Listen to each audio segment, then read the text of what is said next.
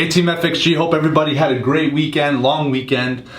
Time to get back to work. We got our first analysis here on pound Aussie. We're gonna start on the monthly as usual. I like this analysis and many of you will too because it's more of a lower time frame entry. But again, we're always gonna start on the monthly because that's how we make sense of entries on the lower time frame. Okay, so on the monthly. All right, pound Aussie, we identified our monthly upper and our monthly lower zone. Now let's talk flow. We see a strong push to the downside. Buyers entered the market at our lower monthly zone.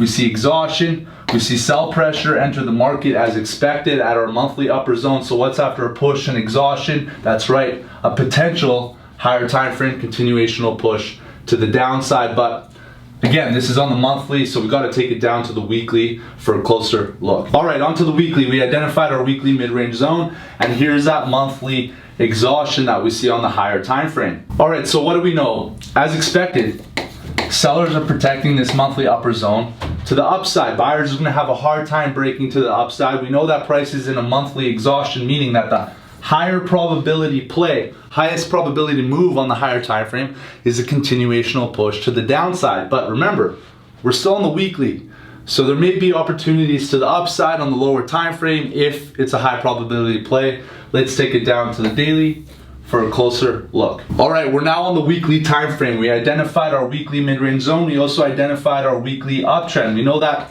buyers are protecting this weekly uptrend to the upside. We also know that buyers are also protecting this weekly mid-range zone to the upside. So price is reaching an area of sensitivity being its uptrend, but also getting very close to its weekly mid-range zone. But in both areas, we know that we'll see buyers protect to the downside. But again, price has made contact with this uptrend and is getting close to this weekly mid-range zone. So there may be an opportunity to capitalize on a lower time frame exhaustion before then seeing a continuational push to the downside.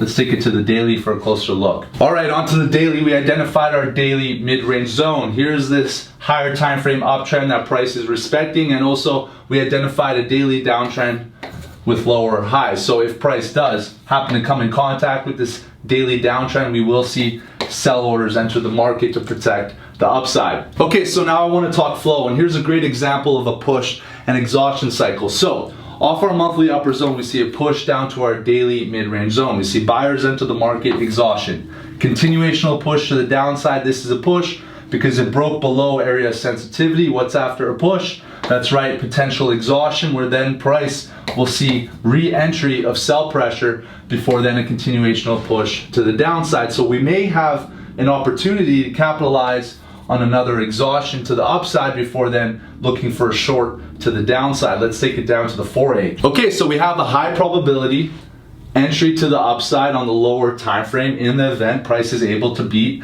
its 4H mid-range zone to the upside. We know that price made a push, is now in contact with that higher time frame uptrend, meaning that we may see an exhaustion before a continuational push to the downside. So we identified our 4H mid-range zone. What do we do next? That's right, we stay patient, we wait for price to break and push above this 4H mid-range zone to the upside. That's a push. We wait for exhaustion and price action confirmation before entry to the upside. That would be a bullish engulfing candle close on the 4-hour time frame at completion of exhaustion. So in summary, we're trying to capitalize on a higher time frame exhaustion before continuational push to the downside, right?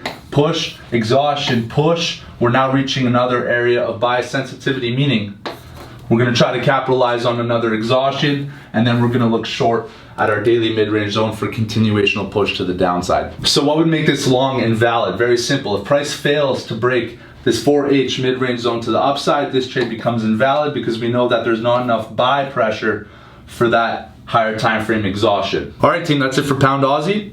On to the next one.